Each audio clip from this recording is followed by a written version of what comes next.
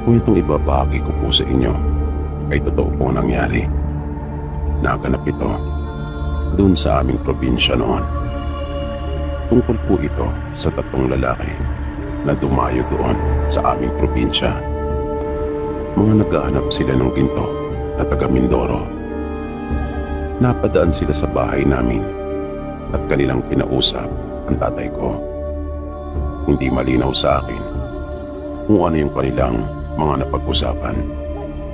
Pero mukhang nagkakaintindihan naman sila. Katunayan, inimbitahan pa sila ng tatay namin na sa amin na muna sila tumulog at kumain ng tanghalian. Nang makaharap namin sila sa pagkain, ay napansin kong mababait naman sila. Kinagabihan ng araw na yon ay sa amin din sila natulog. At nang sumunod na araw, ay umalis sila na kasama na ang tatay namin. Hindi namin alam kung saan sila pupunta. Sila lang kasi ni nanay ang nag-usap. Ilang araw din na hindi umuwi ng bahay namin si tatay. Hanggang sa umabot na ng mahigit 1 linggo. Kaya nag-alala na kami nila nanay at ng mga kapatid ko. Nagpatulong si nanay sa mga kamag-anak at kaibigan ng pamilya namin para hanapin si tatay. Sumama pa nga ako noon sa paghahanap. Nilibot namin ang buong bayan pero hindi namin nakita si tatay at yung 3 niyang kasama na taga Mindoro. Eksakto 13 araw mula nang umalis si tatay sa bahay namin ay muli ito nagbalik. Hindi maipaliwanag yung kasiyahan na aming naramdaman nung araw na yon. Masayang masaya kami ng mga kapatid at nanay ko.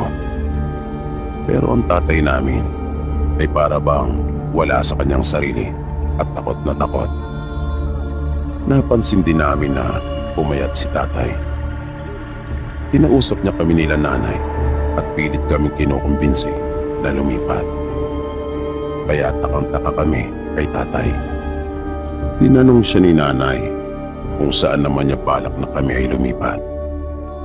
Dahil sa kanyang pagkakaalam, ay iyon lang ang tanging lupa na meron kami. Kaya pilit na inalam ni nanay kay tatay ang totoo niyang dahilan kung bakit gusto niyang iwan yung lupa namin at umalis. Noong una ay ayaw pa magsalita ni tatay. At mula nang dumating siya sa bahay namin ay palagi itong hindi mapakali. Madalas din namin napapansin na natutulala siya. Isang gabi, nagising ako at namalayan kong mayroong nasa may kusina namin. Dahan-dahan akong kumilos papunta doon. Nakita ko si tatay na bagay ang nakayuko at para bang mayroon itong hinahanap. Hanggang sa bigla na lang itong lumabas ng bahay. Doon siya tumaan sa pintuan namin sa may kusina. Naisip ko naman noon na baka magbabawas lang si tatay. Pagkat wala kasi kami noong palikuran. Ganun ang buhay namin noon doon sa probinsya. Nang bumalik ako sa silid para mahiga na muli at matulog, ay nawala naman na yung antok ko. At napansin kong ang tagal ni tatay. Hanggang sa mag-iisang oras na ay hindi pa rin ito nakakabalik. Kung kaya kinabahan ako. Nagpunta akong muli sa aming kusina at doon naghintay. Pero kalaunan ay nakatulog din ako sa may mesa. At nang magising ako ay malapit nang mag-umaga. Gising na rin si nanay at kasalukuyan ng nagluluto. Nang mapansin niya ako ay kanya akong tinanong kung ano daw ang ginagawa ko doon. Bakit daw ako sa pag namin natulog? Nagdahilan naman ako at sinabing nainitan kasi ako sa kwarto namin. Ayoko kasi mag-alala si nanay kaya hindi ko muna sinabi sa kanya yung mga napapansin ko kay tatay. Pati na yung ginawa nitong paglabas ng aming bahay ng alanganing oras. Kaya tumayo na ako at iniwan ko na si nanay doon sa kusina. Nagpunta ako sa kanilang kwarto at nakita ko si tatay na nakahiga at mahimbing na natutulog. Mula noon ay madalas na akong magising ng alanganing oras at napapansin kong lumalabas si tatay ng bahay namin. At marami sa mga kalugar namin ang nagtataka kung bakit nagkakawalaan yung kanilang mga alagang manok. Hanggang isang araw ay kumalat na ang balitang may aswang daw na gumagala doon sa lugar namin at mayroon itong pinasok na bahay. Malakas ang hinala ko noong mga panahong iyon na may kinalaman ang tatay namin. Kaya sinabi ko na kay nanay yung mga napapansin ko. Pero hindi ako nito pinaniwalaan at sinabing imposible daw yung mangyari. Dahil hindi naman daw niya napapansing umaalis si tatay ng bahay kapag gabi. At palagi naman daw sila magkatabi sa pagtulog. At naging matunog ang balitang hindi lang sa lugar namin ang mayroong gumagalang aswang. Nung puntong iyon ay doon ako nagsumbong sa lolo at lola ko. Sinabi ko sa kanila yung mga napapansin kong pagbabago sa mga ikinikilos ni tatay. Sinabi ko rin sa kanila na hindi ito sumasabay ng pagkain sa amin. Na nagtataka na nga ako dahil mula nang dumating si tatay sa bahay namin, ni minsan ay hindi ko pa ito nakitang kumain. Kaya duda ko kumakain ito tuwing lumalabas ng bahay namin kapag gabi. At ayaw din ito ng bawang at luya. Makita nga lang kami ni nanay na naghihiwa noon ay talaga namang umiiwas na siya. At napapansin ko iyon. Pero si nanay ay wala pa rin kamalay-malay sa mga kakaibang naging pagbabago ni tatay. Dahil sa ginawa kong pagsusumbong kanila lolo at lola, ay nagpasya silang matulog sa bahay namin ng ilang gabi. At napatunayan nila pareho na totoo yung mga sinasabi ko sa kanila. Nakita nila na lumalabas si tatay ng mga alanganing oras at ayaw nito sa bawang at luya. Kahit nang amoy lang ng mga ito ay iniiwasan na niya. At minsan ay nakita nila mismo na may bahid ng dugo ang bibig ni tatay at may balahibo pa ng manok. Dahil dito, kung kaya nagpasya na sila lolo at lola na ipatingin si tatay sa isang magaling na manggagamot na kanilang kakilala. Nung una ay tumanggi pa si tatay at sinabing wala naman siyang problema at maayos ang kanyang kalagayan. Pero nagpumilit sila lolo dahil naisip nila na baka lumala pa ang kanyang sitwasyon. Tumagal din ng halos 3 linggo ang naging gamutan at nagawa namang maagapan ng manggagamot ang kalagayan ng tatay namin. Napagaling niya si tatay. At nang bumuti na ang kalagayan ni tatay, ay dito na niya ipinagtapat sa amin kung anong totoong mga nangyari. Malayo pala ang narating nila sa paghahanap ng ginto. May pinakita daw kasing mapa sa kanya yung mga taga Mindoro at pamilyar naman siya doon sa lugar. Kung kaya nakiusap ang mga ito na kung maaari ay kanila siyang samahan. Bali si tatay ang magsisilbi nilang guide at mabahagi na nila si tatay sa anumang kanilang makukuha. Bali papartehan nila si tatay sa lahat ng kanilang makukuhang kayamanan. Kung kaya pumayag ang tatay namin dahil naisip niya na malaki ang maitutulong noon para mabago ang aming pamumuhay. Ilang araw daw silang naglakad at sa kalagitnaan ng kanilang paglalakbay ay may nadaanan silang isang kubo na ang tanging nakatira ay isa lamang matandang babae. Kwento ni tatay, mabait yung matanda. Paggabi na nung mga oras na yon, nagsisimula ng dumilim kung kaya pinatuloy sila ng matanda at pinakain. Malit lang yung kubo ng matanda pero naisip nilang mas mainam na yon kaysa matulog na naman sila sa labas na walang bubong. Nag-iisa lang yung silid na tulugan at tinay para lamang sa matanda. Kaya natulog sila doon sa may mesa. Pagpasok kasi sa bahay ng matanda ay mesa na kaagad, nakainan, at sa unan lang ay yung kanya ng lutuan. At sa kabilang panig naman noon ay yung pinakasilid at higaan ng matanda. Nang nakakaidlip na raw si tatay, ay bigla na lang dumaing ang isa sa kanyang kasama tungkol sa pananakit ng tiyan nito. Habang siya naman at yung iba pa ay hindi mapakali at sila'y init na init pareho. Kaya nagubad daw sila ng kanilang mga damit.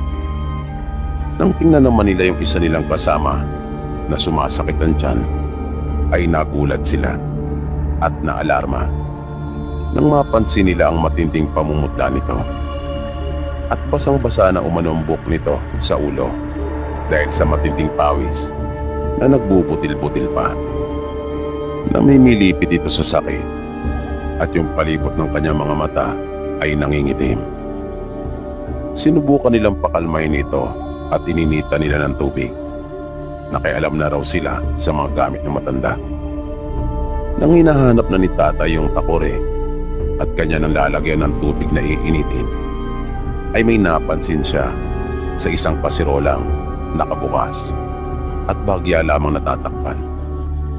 At dahil sa kakaiba niyang napansin, ay inilapit pa niya yung kanyang mukha doon dahil na rin sa kanyang kuryosidad.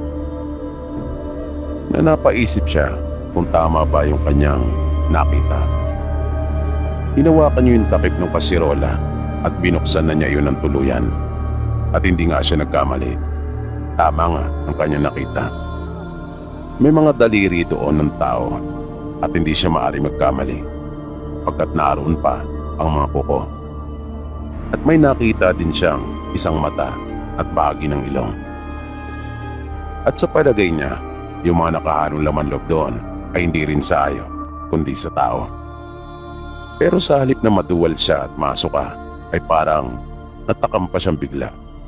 Nang dapat sana ay mandiri siya, pero kabaliktaran ang nangyari. Bigla siyang napadampot sa loob ng kasirola at sabik na sabik niya iyong kinain.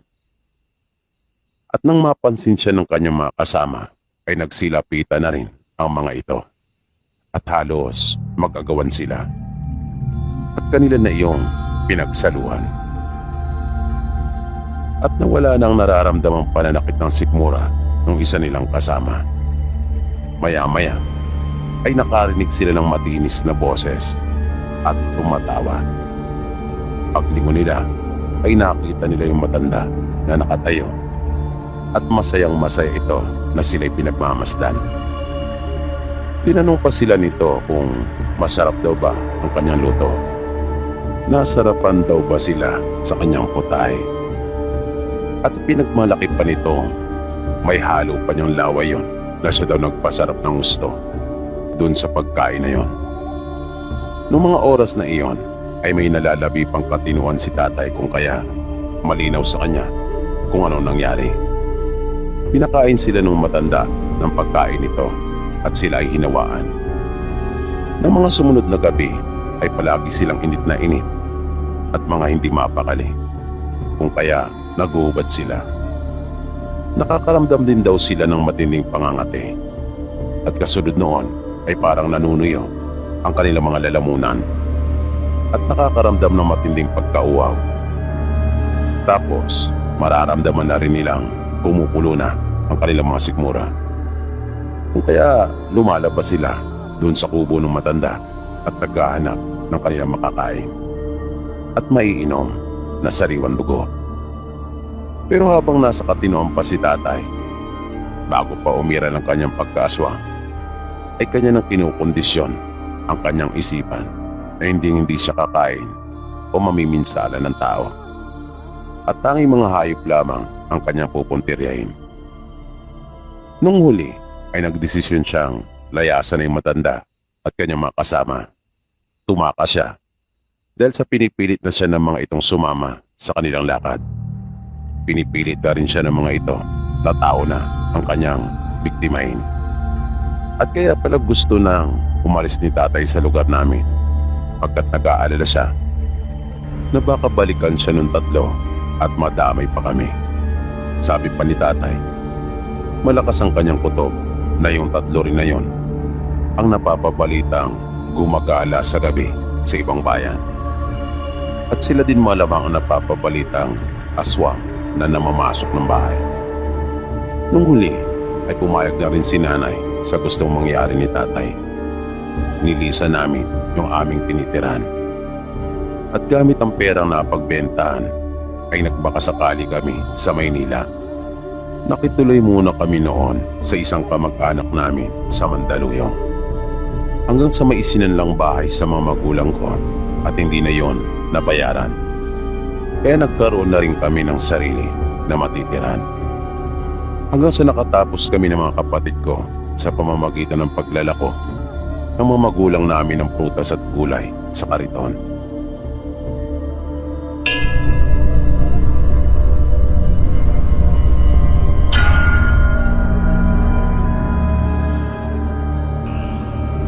Hango po ito sa tunay na buhay. Karanasan po ito ng pinsan ko na naganap. Mahabang panahon na po ang nakalipas. Mga bata pa kami noon at ang pangyayaring ito ay talagang gumimbal sa aming magkakamag-anak at gayon din sa mga kapitbahay nila. Maalwan puno ng pamumuhay ng pinsang kong si Michael. Nakakangat po sila sa buhay dahil ang mga magulang ay maganda ang mga trabaho. Kapwa kasi nakapagtapos ang mga magulang niya sa kolehiyo at pareho din nagtamo ng karangalan. Ang tatay po ni Michael ay isang sikat na engineer ng mga panahong iyon, habang ang nanay naman po niya ay isang certified public accountant. At sa maikling panahon lamang ay naging manager na kagad ito ng bangko. Maganda at malaki ang bahay nila, kumpleto sa gamit at mayroon din silang sasakyan. Nag-iisang anak lang nila si Michael. Isang araw ay nabalitaan namin na nakabili na naman sila ng lupa at kasalukuyang pinapatuyuan ng kanilang pinakamagiging bahay bakasyunan. Kaya hanga talaga ang mga magulang ko, maging ang iba pa naming mga kamag-anak sa talino at sipag ng magulang niya. Minsan nga ay naririnig ko ang aking tatay noon na nanghihinayang pagkat hindi siya nagtapos ng kanyang pag-aaral. Ngunit masaya siya at hindi naman niya talaga iyon pinagsisisihan. Dahil sa pagsasakripisyo ng kanyang ginawa o kaya nakapagtapos at nagkaroon ng magagandang buhay ang kanyang mga kapatid, kabilang na dito ang tatay ni Michael. At taas loob siyang pinagmamalaki ang kanyang mga kapatid at masaya siya para sa tagumpay nila. Pero isang araw ay nagulantang na lang kami dahil sa isang masamang balita. Natatandaan ko pang ang natulala ang mga magulang ko at nabitawan pa ni nanay yung hawak niyang baso, dahilan para ito po ay mabasag. Hindi sila kapwa makapaniwala ng tatay ko nang kanilang matanggap ang telegrama. Pinasok umano ang bahay nila Michael ng mga magnanakaw at walang awang pinatay ang kanyang mga magulang. Nakita ko ang matinding lungkot sa unang pagkakataon sa mukha po ng tatay ko dahil mahal na mahal niya talaga ang kanyang mga kapatid. Nagpasya kaagad sila noon ni nanay na lumuwas ng Maynila at kahit di sapat ang kanilang hawak na pera ay bumiyahe sila. Gumawa sila ng paraan ni nanay. Nangutang sila doon sa binibentahan namin ng kopra. Gusto ko rin nga sanang sumama noon, ngunit naisip kong makakadagdag lamang ako sa kanilang mga gastusin at wala rin mag-aasikaso sa mga kapatid ko, gayon din sa mga alaga naming hayop. Makaraan ng mahigit 1 linggo ay dumating na rin sila at kanilang isinama si Michael. Ibinenta nila ang lahat ng kanilang mga ari-arian at inilagak sa bangko para ilan sa pinsang ko. Walang imik si Michael nang dumating sa bahay namin. Bagay na akin namang naintindihan. Sabi ng mga magulang ko, nang dumating daw sila sa Maynila ay gano'n na talaga ito. Hindi nagsasalita at lagi na lang nakatulala. Matinding trauma daw kasi ang dinanas nito. At yun ang naging masamang epekto sa kanya. Sa abot ng aming makakaya ay inasikaso namin si Michael. Hindi naman siya mahirap alagaan dahil nagagawa naman niya yung mga kayang gawin ng isang normal na tao.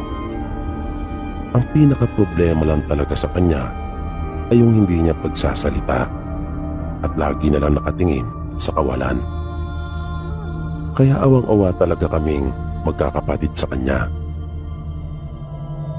Pero isang araw ay nagulat na lang ako nang marinig ko itong may sinabi.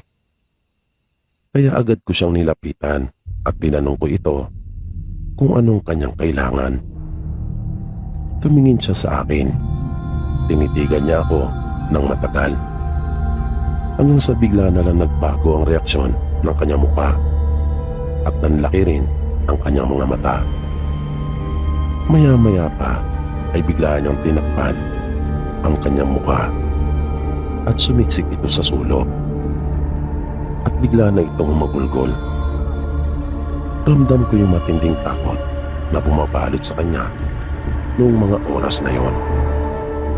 Tinawag ko yung isang kapatid ko at inutusan kong magdala ng tubig. Pinakalma ko si Michael, inalo ko siya at sinabing naroon lang kami para sa kanya. Sinabi ko rin na walang mananakit sa kanya hanggang sa dahan-dahan ng humina yung kanyang pag-iyak. Pero nakasubsub pa rin ang kanyang mukha sa mga tuhod. Hindi na muna ako nagsalita. Hinayaan ko na lang muna siya. Di nagtagal ay nag-angat na rin siya ng kanyang ulo. At bigla siyang may sinabi. Rinig na rinig ko iyon. Halimaw. Yan mismo yung katagang sinabi niya. At bigla na naman niyang isinubsob ang mukha. At umiyak na naman ito, pero mas mahina na. Palagay ko ay lagi niya pa rin naiisip yung nangyari sa kanila ng mga magulang niya. Nang dumating sila tatay kinagabihan noon, ay sinabi ko kaagad sa kanila yung magandang balita na nagsalita na si Michael. Kaya natuwa naman ang mga magulang namin. Pero nang tanungin nila ako kung anong sinabi ni Michael, ay bigla akong natigilan. Nawalang bigla yung saya sa aking mukha dahil nag-alala ako. At ganun din ang nakita ko kanila tatay nang hindi kaagad ako nakasagot. Tinanong nila ako kung ano ang problema. Sinabi ko naman sa kanila na hindi maganda yung salitang binanggit niya. Lalo naman silang nasabik na malaman kung ano iyon. Kaya nang tanungin nila akong muli ay sinabi ko na. At tulad ng inaasahan ay nagulat at nabigla sila. Hindi nila inaasahan na yun yung salitang bibig kasi ni Michael. Kaya napaisip sila kung bakit yun ang sinabi nito. Bigla naging malikot ang isip ni nanay at tahasan niyang sinabi na baka iyon yung nakita niya nung gabing pasukin ang kanilang bahay. Napapuntong hininga naman noon si tatay at napatingala. Napaisip siya sa katagang sinabi ni Michael na magitan sa amin ang ilang minutong katahimikan. Hanggang sa muli nagsalita si tatay at patanong na sinabi, hindi kaya aswang ang ibig niyang sabihin. Biglang nanlaki ang mga mata ni nanay at napabulalas ng mga katagang Diyos ko po. Dahil naniniwala po talaga kami sa mga aswang pagkat mayroong aswang doon sa probinsya namin. At naalala nila yung mga naging usap-usapan doon sa burol ng mga magulang ni Michael. Binabanggit kasi ng mga tao na unang nakakita yung ayos ng kanilang mga katawan. Ganon din yung matinding pinsala na tinamo nila na para sa kanila ang makakagawa lamang daw noon ay yung mga taong wala sa sariling katinuan. Lumipas pa ang maraming araw. Mabilis na nagdaan ang mga oras hanggang sa dumating na yung punto na nagsasalita ng muli si Michael. At dito na niya ikinuwento sa amin kung ano talaga ang totoong nangyari. Sabi ni Michael, nang matapos ang bahid bakasyonan nila, ay naisipan nilang magpunta doon at manatili ng ilang araw. Nagpaalam ang mga magulang niya sa kanya-kanyang pinapasukang trabaho. Nang dumating sila doon sa bahay, ay may nakausap na isang babae ang mga magulang niya. Panay daw paslang tingin ito sa kanila, kung kaya kanila na itong nilapitan. Nagtanong daw sa kanila yung babae kung sila ba yung may-ari ng bahay at kung doon na ba raw sila titira. Kung kaya kanila namang sinabi yung totoo sa babae na sila ay magbabakasyon lang. Mabait yung babae kung kaya madali nila itong nakapalagayang loob. Bata pa raw ito, sabi ni Michael. Sabi ni Michael, ang edad ng babae ay naglalaro lamang sa 22 hanggang 25 anyos. Sa pag-uusap nila ay nalaman ng mga magulang ni Michael na wala pala itong trabaho at naghahanap. Kung kaya, kanila itong inalok na maging kasambahay nila. Mabilis namang pumayag yung babae at nagkasundo sila. Sabi ni Michael, nang ikalawang araw na nila doon, habang naglalaro siya sa labas, ay may nakita siyang dalawang lalaki at nakita din niya na kinakausap ito ng kanilang kasambahay na nagpakilalang si Gloria. Mabilis lang umano nag-usap ang mga ito at napansin niyang parang may gusto yung lalaki, pero hindi pumayag si Gloria, kung kaya nagalit ito at umalis na sila. Nang ikatlong araw na nila doon, ay nakita niyang muli yung dalawang lalaki at kinakausap na naman ng kanilang kasambahay. Kaya sinabi na raw niya yon sa mga magulang. Sinabi niyang may pumupuntang mga lalaki at kinakausap ni Gloria. Kaya tinanong ng mga magulang niya ang kanilang kasambahay tungkol doon. Sinabi naman nito na kapatid niya yung isa at nanghihiram lang ng pera pagkat wala ng panggasto sa kanila. At dahil sa likas na mababait ang mga magulang ni Michael, kung kaya pinahiram nila ng pera si Gloria at sinabing ibigay iyon sa kanyang kapatid. Pero kinagabihan ay nalaman na nila kung ano ang totoo, na hindi niya pala iyon kapatid at hindi rin perang dahilan ang ibinupunta nito, kundi ang katawan nilang mag-anak, pagkat aswang pala sila. Pinasok ang bahay nila ng tatlong lalaking aswang. Narinig na lang niya yung mga malalakas na sigaw ng tatay at nanay niya doon sa ibaba. Biglang nagkagulo. Maya-maya ay bumukas ang pinto at biglang pumasok si Gloria. Itinakas siya nito, pero hindi nakaligtas sa kanyang mga paningin yung kalunos-lunos na sinapit ng kanyang mga magulang sa kamay ng mga aswang. Nakita rin niya ang kanilang mga totoong anyo at sinabi sa kanya ni Gloria na hindi niya iyong gusto, na siya ay napilitan lamang. Wala siyang magawa pagkat hindi niya sila kaya. At ito rin pala ay isa ring aswang. Inilayo siya nito mula doon sa bahay at dinala sa himpilan ng pulisya. Si Gloria na rin ang nag-report ukol sa nangyari sa bahay nila at sinabing pinasok sila ng mga masasamang loob. At matapos iyon, nang makahanap ng tiyempo, ay tumakas na rin ito at iniwan na siya. O kaya iyon ang lumabas sa investigasyon. Pagnanakaw ang siyang motibo. At dahil biglang nawala yung kanilang kasambahay, kung kaya kasabwat ito. Tumugma naman yung ibang resulta ng naging investigasyon. Dahil may nawawala talagang mga gamit at totoong kasabwat naman talaga yung kasambahay nilang si Gloria.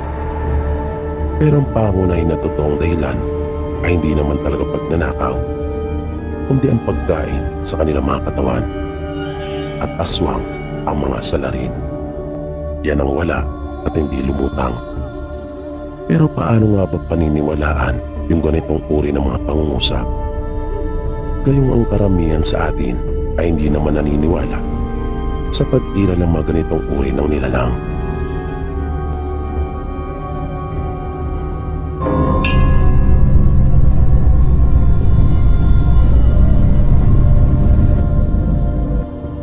Nais ko lang po sanang ibahagi itong naging karanasan ko. Nangyari po ito nung namamasukan pa ako bilang reviser sa isang malaking kumpanya ng garments noon. Dalaga pa po ako noong mga panahong ito at nakikitira ako sa bahay ng tiyahin ko. Yung pabrika na pinapasukan ko ay malaki. Malawak din ito sa loob at malapad ang bakanting lote. Bali nasa may dulo po ito na pinagawaan talaga ng sariling kalsada papasok.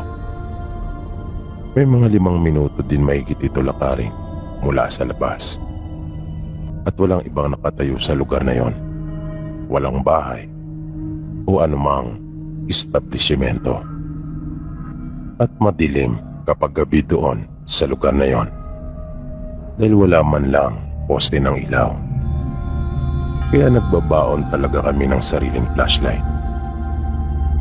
Minsan kasi ay pinag-o-overtime kami, lalo na kung rush ang aming ginagawa. Minsan, nang malapit na kaming umuwi, ay isa ako sa nilapitan ng aming supervisor at sinabihan na kailangan kong mag-overtime. Dahil naka-schedule for delivery sa kinabukasan ay ipapagawa sa amin. Pumayag naman ako dahil wala naman akong ginagawa pagdating sa bahay ng tiyahin ko. Isa pa, malaking karagdagan din niyon sa aking sasahurin. At mabait yung manager namin. Kapag ganong gagabihin talaga kami, ay inililibre nito kami ng hapunan. Nagpapaluto ito sa kantina namin ng pagkain. Pero nung gabing iyon, ay hindi ko talaga akalain na sangkaterba pala yung aming gagawin. Kung kaya, inabutan na talaga kami ng alanganing oras bago natapos. Bali marami naman kaming pinag-overtime. Kung kaya, wala namang problema sa akin. May mga makakasabay ako paglabas. Nang papalabas na kami ng compound, ay isa-isa na kaming chinek ng gwardyang naka-duty at lumabas na sa may gate. Kasunod kong lumabas noon si Ate Virgie. Bali siya ang itinuturing kong kaibigan. Magkatabi kami nito sa station namin. Kung hindi ako nagkakamali, ay parang pang-5 ako mula sa hulihan na lumabas. Ngunit nung naglalakad na kami, ay biglang napahinto si Ate Virgie at nagpahintay. Hindi daw niya makita yung kanyang flashlight. Huminto naman ako at hinintay siya. Nang natagalan ito, ay bumalik ako at lumapit sa kanya. Naabutan ko itong hinahalungkat ng kanyang bag. Kaya akin iyong inilawan ng hawak kong flashlight. Sinabihan ko siya na flashlight ko na lang yung aming gamitin at tumakad na kami. Pero patuloy pa rin ito sa paghahalungkat sa kanyang bag. Makaraan pa ng ilang sandali ay sumupo din ito sa paghanap sa loob ng bag niya. At kinapitan niya ako sa braso, sabay sabi ng tara na nga. Pagtingin ko sa harapan ay ang liliit na ng mga katrabaho namin. Malayong malayo na sila mula sa amin. Kaya may pagmamadali ko lang iniakbang yung aking mga paa. Pero nagulat ako at biglang napatigil nang makakita ako ng figura ng isang tao na nasa may gilid namin, mga ilang dipa lang ang layo mula sa amin. Napakapit din akong bigla sa braso ni Ate Virgie at wala sa loob kong tinanong siya kung ano iyon. Inayos pa muna nito yung suot na salamin at medyo inilapit pa ang mukha at sinisipat na mabuti yung aking nakita. Himado yung katawan ng tao na bagyang nakayuko at nakaabante ang katawan. At kapansin-pansin na may kahabaan ng mga kamay nito kumpara sa mga karaniwang tao. Dahan-dahan kaming napatras ni Ate Virgie at nang mapansin kong susugod na ito, ay naglakas loob na akong ilawan nito at itinapat ko talaga yung liwanag ng flashlight sa kanyang mukha. Bagay na ayoko sanang gawin talaga dahil sa natatakot ako. Pero wala na akong maisip pa na ibang paraan. At mabilis na kaming tumakbo ni Ate Virgie nang makita kong nasilaw ito. Tumakbo kaming pabalik sa pabrika na ilang hakbang lang ang layo sa amin ng gate at humingi kami ng tulong.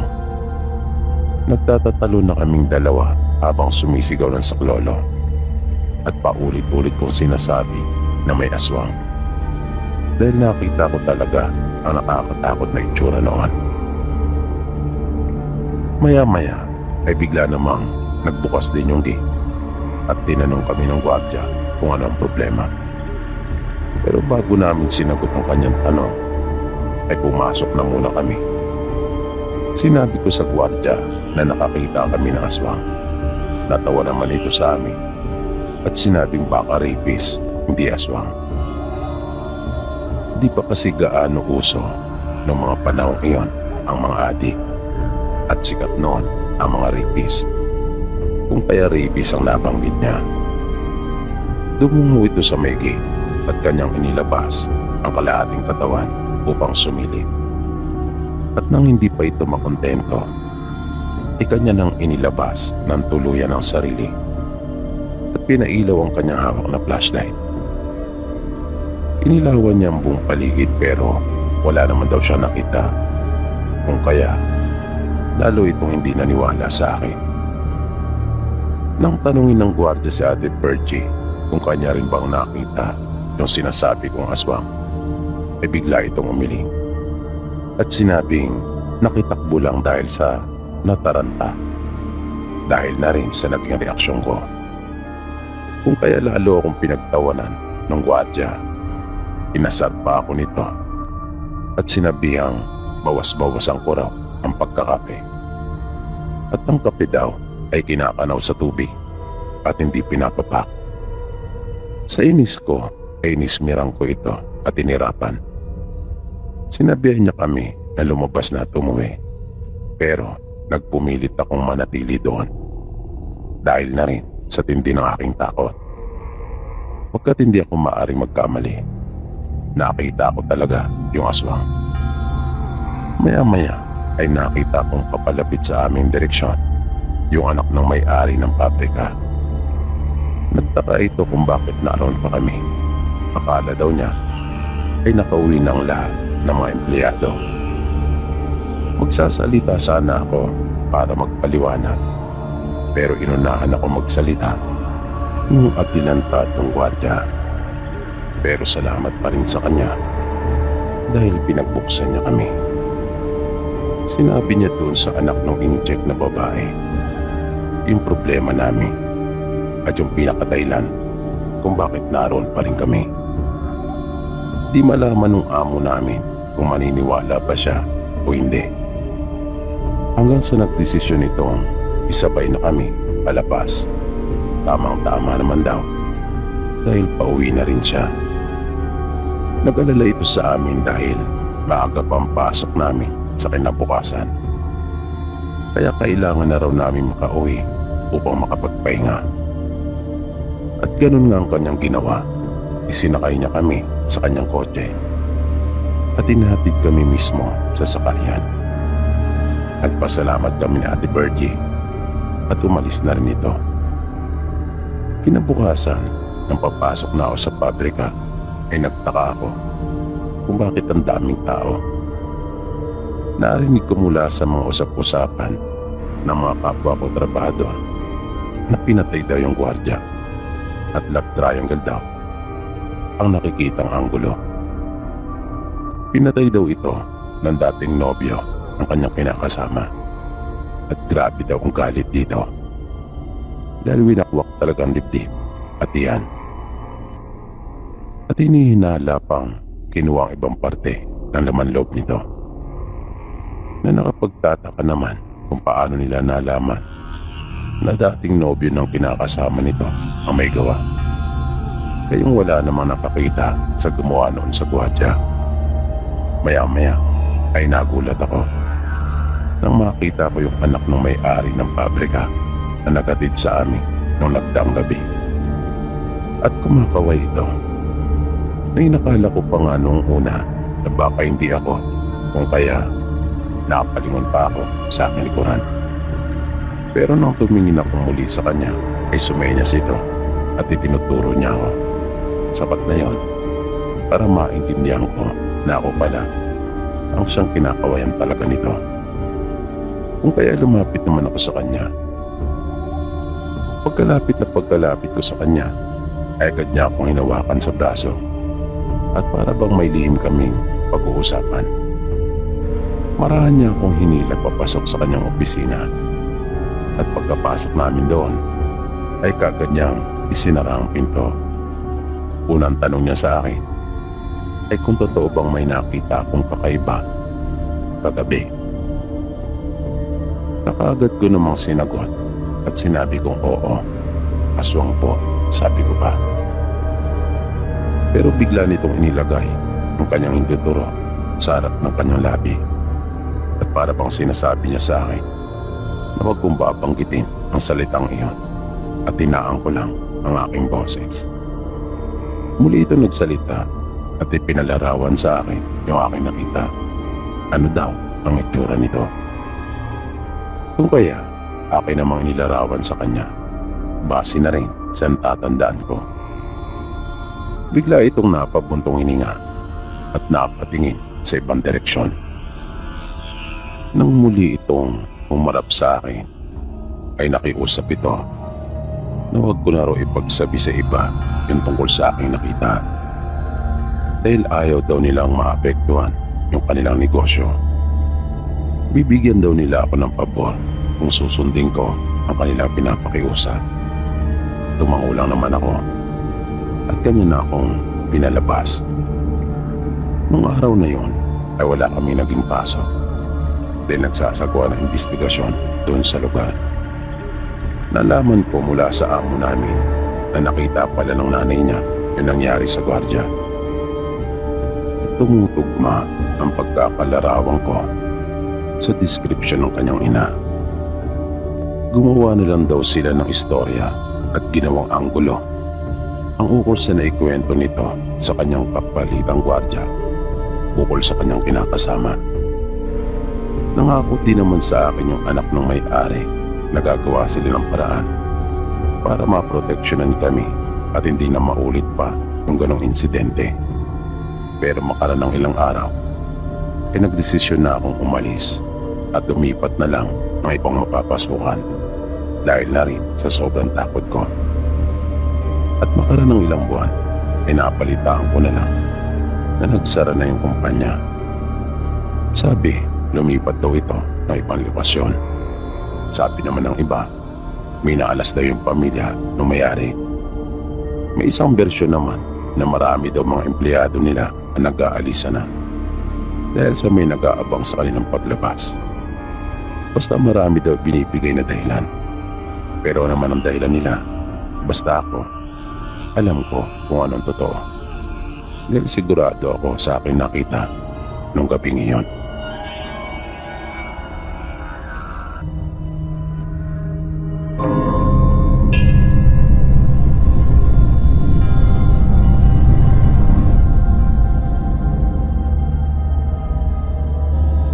Ang kwento ko po ito ay matagal nang nangyari. Pero totoo po ito at nasaksihan ko po mismo. Yung kapatid po ng nanay ko noong mga panahon iyon ay binata pa lamang. At mahilig po talaga itong magpunta sa kung saan-saan. Minsan, umuwi ito sa bahay namin ng tahimik lang. At hindi po talaga umiimik. Sa amin po kasi siya nakatira noong mga panahon iyon. Nagtaka po talaga kami noon kung bakit napakatahimik niya. Hindi naman po kasi siya ganon at talagang masayahin. Lagi pa nga itong nagpapatawa. Pero nung mga oras na iyon, hindi talaga siya kumikibo. Kinagabihan noon, nagulat ako nang ako ay magising at makita ko siyang nakatayo doon sa may balkonahe ng bahay at hindi gumagalaw. Nang lapitan ko siya, nagtaka ako dahil nakadilat naman yung mga mata niya pero parang nakatingin siya sa kawalan at wala pa rin siyang kibo. Ihihisa na ako noon pero dahil nga sa nakita ko siya, kaya nilapitan ko muna. Tapos, ang isa pang bagay na nakapagtataka, bukod sa wala siyang katinag-tinag at parang hindi talaga kumukura, ay napansin kong yung palibot ng kanyang mga mata ay nangingitim na. Kaya dahil doon, kahit plano ko nang pansinin siya, ay nagdalawang isip pa rin talaga ako. Sa halip, ay nagpunta ako sa kwarto nila nanay at ginising ko sila. Sinabi ko na naroon si Tio Ando na nakatayo sa may balkonahe at walang katinag-tinag. Magkasabay na lumabas sila nanay at tatay ng kanilang silid at agad na pinuntahan si Tio Ando. At maging sila ay nagulat nang makita nila ito. Wala talaga kaming kaalam-alam kung ano ang nangyayari sa kanya. Tinulungan nila itong dali sa kanyang kwarto at doon ay kanila itong iniga. Hindi naman ito tumutol o nagpumiglas. Parang wala ito sa kanyang sarili na naging sunod-sunuran lang din naman sa mga magulang ko. Nang may ayos na nila nanay yung kanyang kapatid, ay bumalik na rin ako sa aking silid at natulog na. Pero bigla kaming ginulat ng malalakas na sigaw nung mga madaling araw. Di ko alam kung gaano katagal na akong nakatulog. Naalimpungatan talaga ako dahil sa malalakas na sigaw na iyon na aking narinig na nagmumula sa silid ni Tio Ando. At walang dudang siya yung sumisigaw. Pero napansin kong parang hindi niya boses iyon pagkat malaki at garalgal. Akala mo nga ay galing sa ilalim ng lupa nagmumula yung tinig. Nakakakilabot talaga iyon. Na kahit ngayon kapag akin yung naaalala ay tumatayo talaga mga balahibo ko sa katawan. Naramdaman ko na lang yung mga nagmamadaling yabag papunta sa kwarto ni Tio Ando. Sila nanay, agad kong naisip. Kaya tumayo na rin ako at sumunod. Pero nagulat ako sa aking nasaksihan. Halos mabali ang dalawang braso ni Tio Ando dahil sa itsura noon. Para bang may kung anong pwersa na umihila noon papunta sa kanyang likuran. Pero parang hindi rin naman siya nasasaktan. At ang kanyang isinisigaw ay ang mga katagang ako ang iyong paniwalaan. At hindi lang yon. Ang mas nakakakilabot pa ay yung sinasabi niya rin ng paulit-ulit na wala raw Diyos.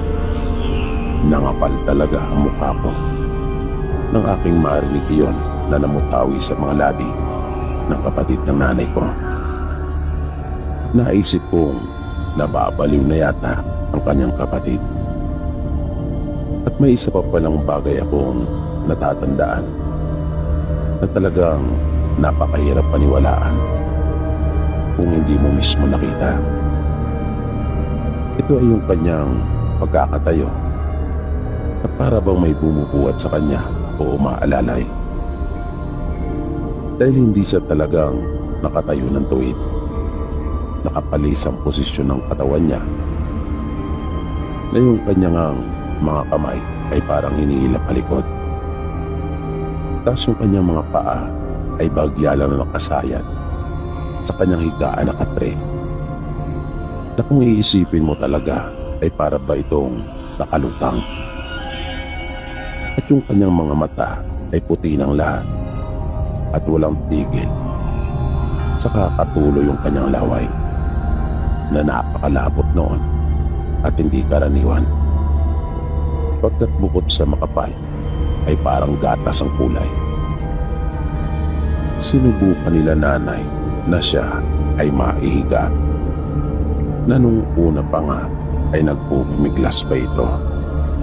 Pero kalaunan ay kanila din naman itong napasunod. Kahit ayaw ng mga magulang ko ay kanila itong ginapos. Tandang-tanda ko na Lunes Santo pa nga nung mismong araw na iyon. At matapos nga nilang maigapos si Tio Ando ay makailang beses pa itong nagpumiglas hanggang sa bigla na lang rin itong huminto.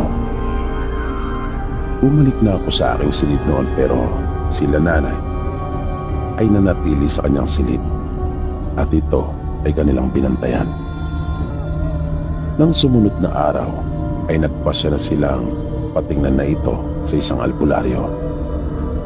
Pero bago pa makapasok sa silid ni Tio Ando, yung matanda ay nagsabi na itong napakalakas umano ng puwersa ng kadiliman na kung magpipilit siya ay baka yun na ang kanyang kamatayan.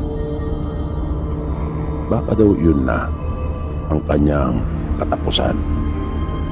Kaya humingi ito ng paumanhin at nagpaalam. Wala naman ang nagawa ang mga magulang ko, kundi ang hayaan ng umalis yung matanda.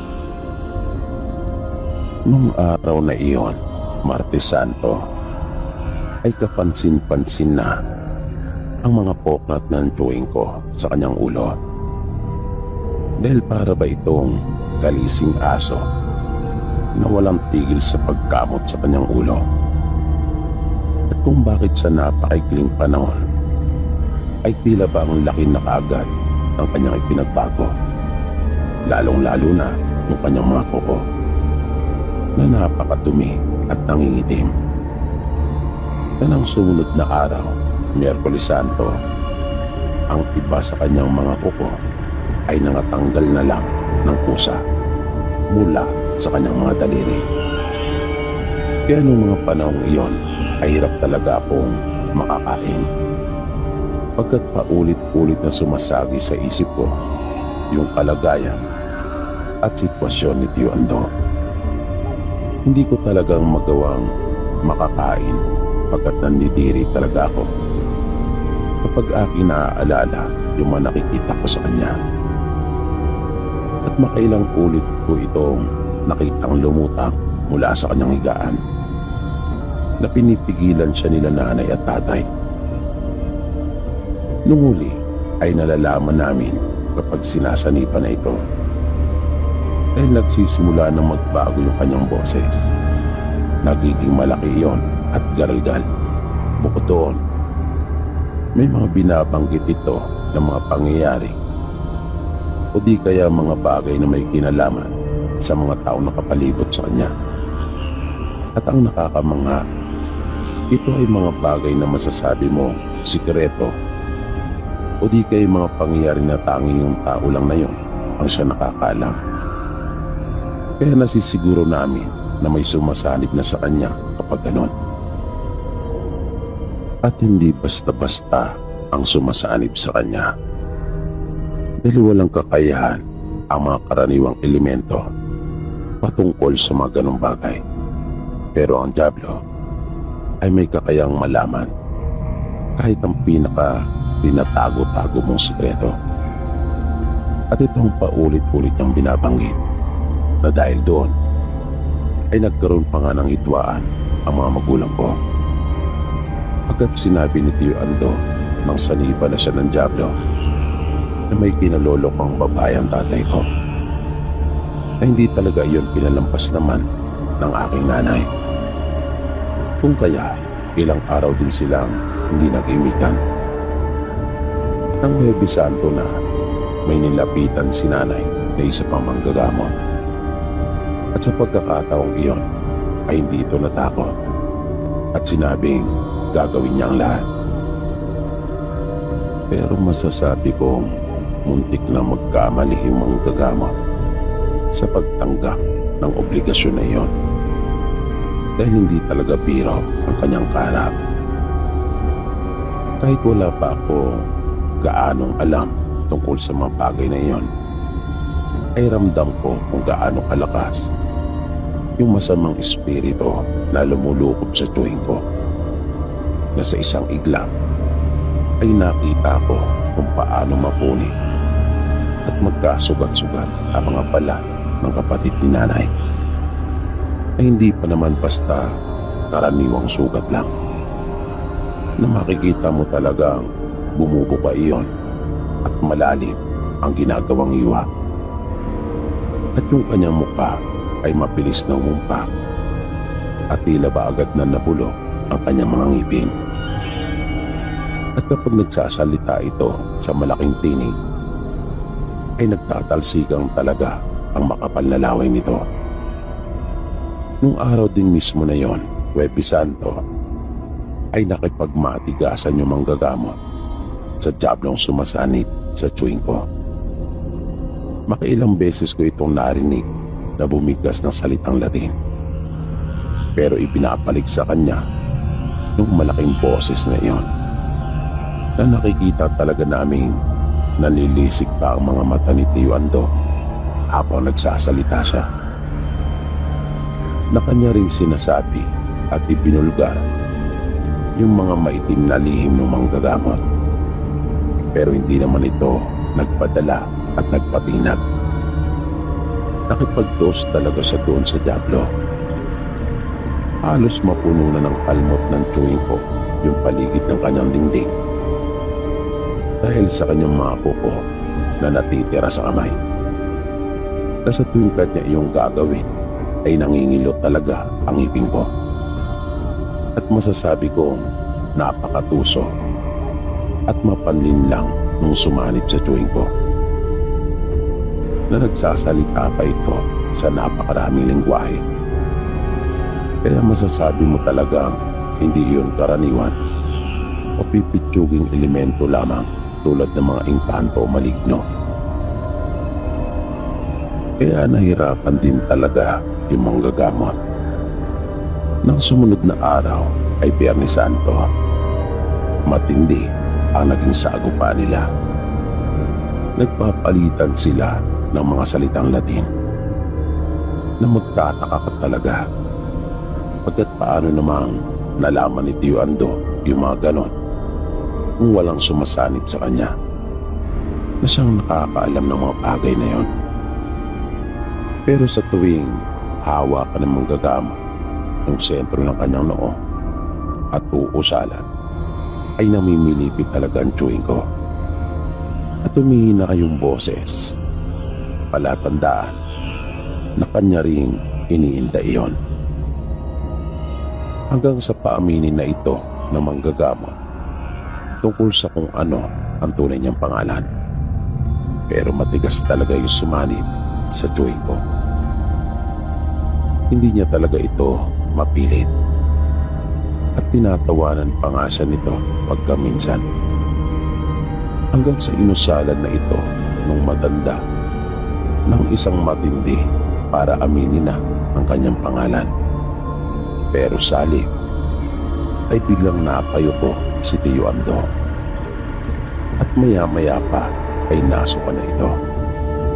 At nagulat talaga kami lahat nang makita namin ang unang pako na lumabas mula sa kanyang bibig. Isa iyong sinaunang pako. Malaki iyon at mahaba. Kung kaya nakapagtataka kung paano iyon naman mapupunta sa loob ng katawan ng kapatid ng nanay ko.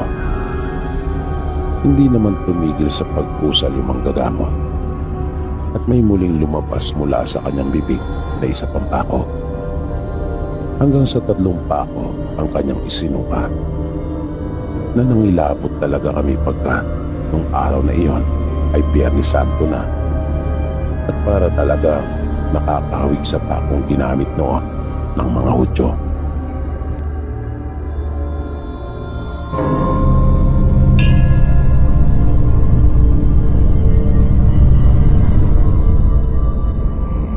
Is ko lang rin ibahagi itong nakakatakot na karanasan ko noong ako po ay bata pa. Ang pangunahin ko pong motibo kung bakit ko nais na ibahagi itong aking karanasan ay para makapagbigay aral po sa lahat ng makakarinig nito na umaasa ako na inyo itong kapupulutan ng aral. Noong mga panahong iyon ay nangungupahan pa lamang kami. Bali 2 palapag yung paupahan na yari lamang sa kahoy. Dekada 80 ang ito po ay mangyari. Bali sa itaas ay 4 na kwarto pero 2 na lang ang may umuupa. Pagkat lumipat na yung 2 pamilya, sa katabing kwarto naman namin ang umuupa ay yung matalik na kaibigan ng tatay ko na isang matandang binata. Madalas itong wala pagkat palaging nasa biyahe. Isa kasi siyang truck driver. Bali yung inuupahan namin ay nasa bandang dulo at walang ilaw yung pasilyo. Kung kaya, madilim kapag gabi. Kapag inuutusan ako ng mga magulang ko, ay natatakot talaga akong dumaan doon. Pakiramdam ko kasi ay parang lagi akong may makakasalubong. Kung minsan naman, naiisip ko na baka bigla na lang bumukas yung pinto ng mga bakanting kwarto at pagkatapos ay bigla na lang akong haplutin. Kaya ang ginagawa ko, binubuksan ko yung pinto ng inuupahan naming kwarto at kinakalangan ko para magbigay ng konting liwanag kahit papaano doon sa may pasilyo. At tumatakbo talaga ako kapag dumaraan doon. Isang gabi nang muli akong utusan ng nanay ko na bumili sa tindahan, ay nagulat talaga ako nang may makita akong figura ng isang babae na naroon sa may maliit na bintana ng pasilyo. Para iyong nakasilip sa may bintana at hindi iyon gumagalaw. Kaya natakot talaga akong umakyat. Ang ginawa ko, umikot ako doon sa may iskinita at sumigaw ako. Tinawag ko si nanay sa may bintana namin upang sunduin ako. Sinabi ko rin sa kanya na mayroong babae na nakatayo doon sa may bintana ng pasilyo. Nagalit ang nanay ko sa akin dahil kanina pa raw niya hinihintay yung pinapabili niya sa aking betchin. Pero sinundo niya pa rin ako doon sa may hagdanan. Pinagalitan niya ako at sinabing wala namang babae na naroon. At doon siya nakatayo mismo sa kung saan ko sinabi na may babae. Pagpasok namin sa loob ay pinagsabihan niya ako na iwasan ko ng manood ng mga palabas sa telebisyon dahil kung ano-ano na raw yung pumapasok sa isipan ko. Gustuin ko mang ipaglaban at ipagpilitan kung ano yung aking nakita, ay hindi naman ako binigyan ng pagkakataon ni nanay. Kung kaya nanahimik na lang ako. Minsan, nang magkaroon ng pagpupulong yung mga guro namin sa paaralan, ay maaga kaming pinauwi. Sa takot ko na umakyat doon sa bahay namin, ay minabuti ko na lang na makipaglaro muna sa mga kaibigan ko sa labas. Hanggang sa makaramdam na ako ng gutom. Sinubukan ko pa yung tiisin, pero makalipas lang ang halos isang oras ay hindi ko na talaga kinaya. Kaya naisip kong umakyat na doon sa inuupahan namin. Naisip ko na bahala na. Nilakasan ko yung aking loob. Pero nang nasa harapan na ako ng hagdan, ay bigla akong natigilan. Nagdalawang isip ako. Bigla akong kinabahan. Kaya bumalik ako at niyaya ko yung isang kaibigan na magmerienda. Para hindi niya ako asarin at gantyawan, hindi ako nagpalata na natatakot ako, kung kaya nagpasama ako sa kanya. Nang nasa harapan na kami ng pintuan nung inuupahan namin, ay nagmamadali ko nang kinuha yung susi na nasa aking bulsa at binuksan yung kandado. Nung nakapagmerienda naman na kami, ay nagpaalam na siya sa akin at bababa na raw siya. Hindi ko naman na siya pinigilan pa at hinatid ko siya sa harapan lang ng pinto namin.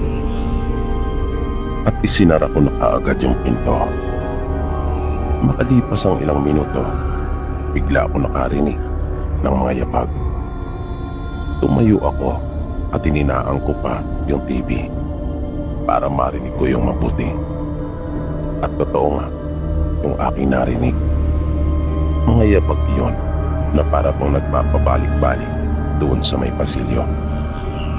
Nung una ay para lang iyong naglalakad, pero habang tumatagal ay tumatakbo na iyon. Gusto ko sanang malaman talaga kung sino yung nasa pasilyo at mapatunayan ko na rin kung tao ba talaga iyon o multo. Pero natakot ako. Kaya sa halip na buksan ko yung pinto at silipin iyon, ang ginawa ko ay umakyat ako sa may pasamano ng dingding at doon ako sumilip sa itaas. Hindi kasi nakasagad sa kisame yung pagkakayari ng dingding. May mga kahoy lang na inilagay na magkakatabi na siyang nagsisilbing mga harang sa puwang noon sa itaas. At nagulat talaga ako pagkat wala akong nakitang naroon sa may pasilyo. Kaya takang-taka talaga ako at nung ilabot, dahil patuloy ko pa rin naririnig yung mga yabag. Mabilis akong bumaba at nagpunta sa may sala. Makaraan ng ilang oras ay dumating na rin ang nanay ko. Nagsumbong ako sa kanya. Wala akong sinayang na sandali. Sinabi ko pa agad kung ano yung aking nasaksihan. Pero nagalit siya sa akin dahil hindi pa nga raw siya nakakaupo at pagod pa sa trabaho.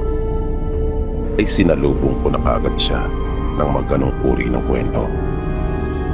Aaminin ko, may kasalanan din naman ako.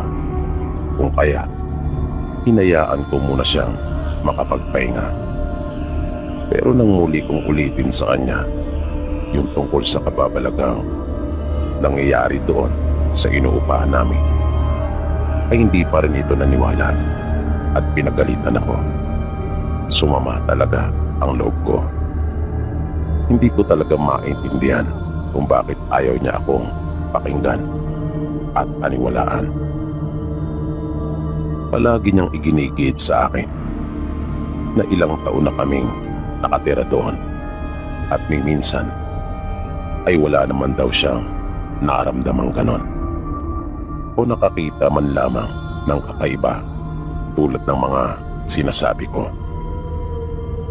Ang totoo, napaisip din ako nang marinig kong lahat ng iyon. Hindi ko rin alam kung bakit nga bigla na lang nangyari ang mga bagay na iyon. Dati-rati naman kasi ay wala akong nakikita o nararamdamang kakaiba.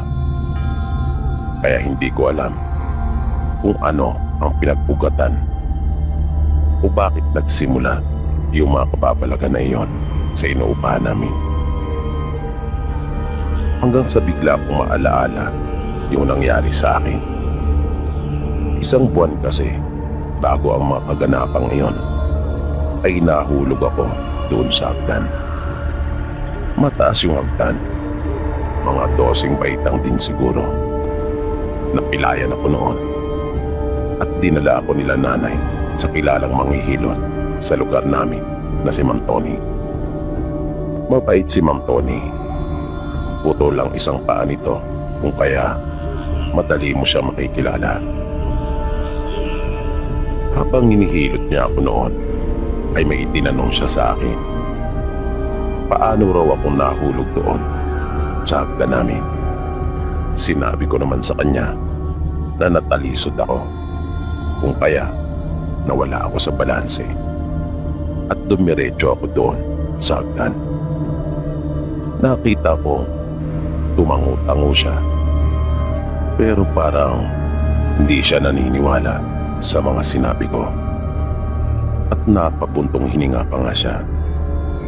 Kaya naisip ko nung gabing iyon habang pinapagalitan ako ni nanay na baka may kinalaman yung pagkakahulog ko doon sa mayagdan at baka may alam din si Mang Tony sa mga nangyayari.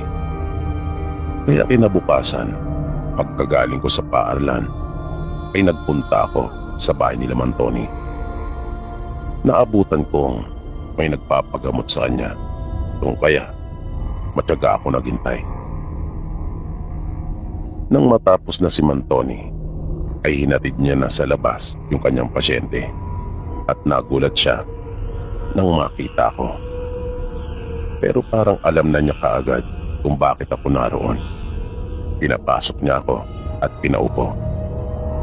Nanong niya ako kung kaya raw ba ako naroon ay dahil sa makakaibang nararanasan ko. Nagtaka talaga ako kung paano niya nalaman niyon. Napatango na lang ako. Sinabi niya sa akin na hindi siya naniniwala na aksidente ang pagkakahulog ko sa hagdan. Dagdag pa niya, siya ay may kakayahang makita ang mga nagdaang pangyayari. Yun daw ang isa sa mga mabubuting ipinagkaloob sa kanya bukod sa panggagamot. At nang dumampi ang kanyang kamay sa aking binti sa unang pagkakataon nung ipinagamot ako nila nanay sa kanya ay mayroon daw siyang nakita at hindi umano iyon mabuti. Ipinagtapat sa akin ni Mang Tony na yung bahay na inuupahan namin ay nababalot ng mga masasamang espiritu at kanya akong pinag-iingat. Sinabi rin niya sa akin na dahil sa pagkakahulog ko sa hagdan ay nabuksan yung natutulog kong kamalayan nang mauntog at tumama sa matigas ang aking ulo. Yung pinabanggit ni Mang Tony na nabuksan sa akin ay kilala ng marami bilang third eye. Nang magtanong ako sa kanya kung paano ko malalabanan yung mga sinasabi niyang masasamang espiritu, ay malinaw ang naging tugon niya sa akin. Wala raw akong dapat na gawin dahil wala akong magagawa para malabanan ang mga ito. Pagkat wala umano akong sapat na kakayahan. Ang pinakamabuti at tanging ko raw magagawa ay ang kumbinsihin ang aking mga magulang na lumipat ng bahay. Lisanin na raw namin yung inuupahan naming bahay na iyon. Kung kaya kinagabihan mismo nung araw ding iyon ay kinausap ko ang aking mga magulang at kinumbinsi ko sila na lumipat. Hindi sila makapaniwala na nasabi ko ang mga bagay na iyon. Pero ayaw nilang maniwala sa akin. Kahit pa nga nung huli ay ipinagtapat ko sa kanila na aking nakausap mismo si Mantoni at siya ang nagpayo sa akin. Dahil doon ay wala na akong nagawa pa kundi ang maghintay na lamang sa kung ano ang mga susunod na mangyayari. Nilakasan ko na lang yung aking loob. Nagsimula na akong makakita ng mga anino at makarinig ng mga nakakakilabot na tinig. Pero hindi doon nagtapos ang lahat. Nang minsang utusan ako uli ni nanay isang gabi, ay doon na nangyari yung pinaka kinakatakutan ko. Tulad ng nakakagawian, kapag ako ay inuutusan, binuksan ko yung pinto namin at kinalangan ko para magkaroon ng liwanag kahit paano doon sa may pasilyo. At madali rin ako makakapasok kapag ako ay bumalik na.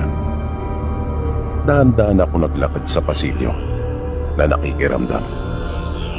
At nakarinig ako ng yabak sa loob ng magkabilang kwarto na walang nakatira, na para bang sinusundan ako sa aking paglakad.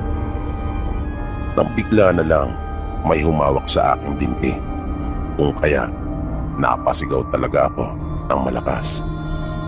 At bigla akong kinaladkad sa pasilyo. Pero wala akong ibang nakikita na naroon. Maya-maya ay sumilip si nanay sa may pinto at nakita niya akong hinihila na sa may pasilyo. Napatakbo siyang bigla at sinubukan akong hawakan, pero nahuli na siya. Pagkat naramdaman ko, naroon na ako sa may hagdan. At iyon ang huli kong natatandaan. Tumama ang ulo ko sa may baitang at nagdilim ng buong paligid. Nang magkamalay ako, ay naroon na ako sa ospital sa Pasig, nakilala noon bilang Rizal Provincial Hospital. May benda na ako sa ulo at may mga gasa ako sa binti at braso. Ilang araw din pala ako nawala ng malay at nakatulog. Nakita kong umiiyak si nanay nang lumapit sa higaan ko. Panay ang paghingi niya sa akin ng tawad dahil hindi niya ako pinaniwalaan. Hinanap ko sa kanya si tatay. Sinabi niya sa akin, abala daw ito sa paghahanap ng bagong bahay na aming malilipatan. Nang lumabas ako sa ospital, ay niyaya ko mga magulang ko na bumisita sa lugar namin dati. Hindi para puntahan yung dati naming tinitirahan, kundi para bumisita kay Mantoni at magpasalamat. At may ginawa sa akin si Mantoni nang kami ay magkita. Kanya akong hinulaan. Sinabi niya sa akin na sa pagsapit ko ng 17 ay mayroon ako matutuklasan na kakaibang kakayahan. At sa akin na raw ang pagpapasya kung akin iyong tatanggapin at tatahakin ang landas ng panggagamot o hindi. At nagkatotoo nga ang kanyang mga sinabi. Dahil lang tumuntong na ako ng 17 ay nagumpisa na akong makakita ng mga pangitain. Mga pangyayaring magaganap pa lang sa inaharap. Namangha ako nung una, pero habang lumilipas sa mga araw ay bigla ako nakaramdam ng takot. Hindi ko yun kinaya. Dahil kapag nangyayari yun ay parang naroon ako mismo, na habang nagaganap ang mga nakakakilab na pangyayari ay naroon ako at kapahagi mismo. Kaya kapag may sinasabi o ipinakwento sa inyo ang inyong mga anak, ay matuto po tayong makinig at maging maunawain. Lawakan natin ang ating mga pangunawa sa kanila bago pa mahuli ang lahat.